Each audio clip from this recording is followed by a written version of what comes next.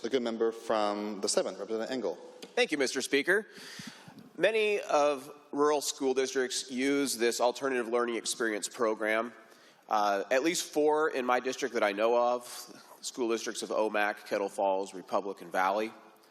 And parents often enroll their kids in these programs from districts that are outside the school districts they enroll them in. So these schools will take on students from across the state, give them an experience that's often a very high quality education, and many of them do go over the 33% on number of enrollments. And it's a way for these schools to be more efficient when you have staffing requirements that are hard to justify in a very small school.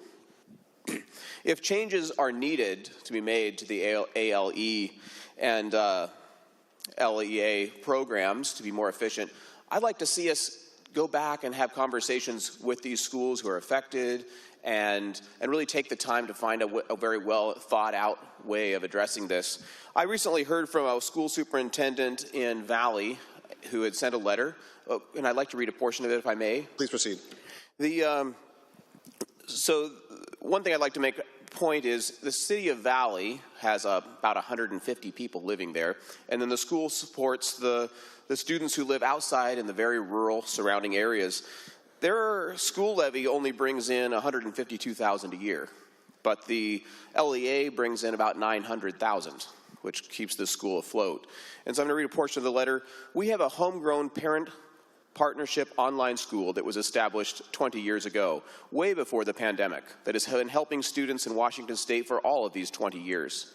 We do not contract our program out to anyone else, and we are responsible for the learning of all our ALE students. Our ALE program does not receive any title or LAP funds to support our students in intervention, so we use our LEA money to cover some of this intervention time for students. Families choose our ALE program because their children need it.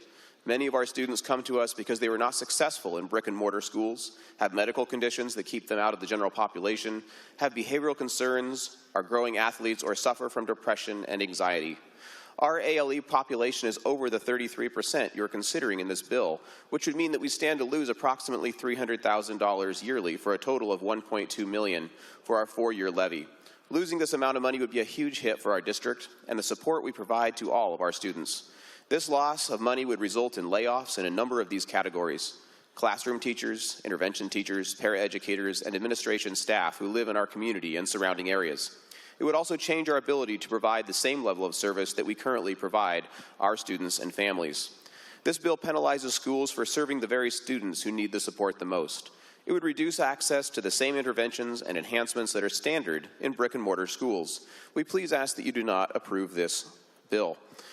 And I think one of the points she made, I talked to her on the phone in follow-up, was that oftentimes these parents will be, say, maybe the Seattle School District, and they're paying local levy dollars to that school, but these students are enrolled in Valley, and so the local levy dollars are not going from Seattle to Valley, but this LEA helps equalize that out a little bit and help these schools keep their doors open and provide a high-quality education.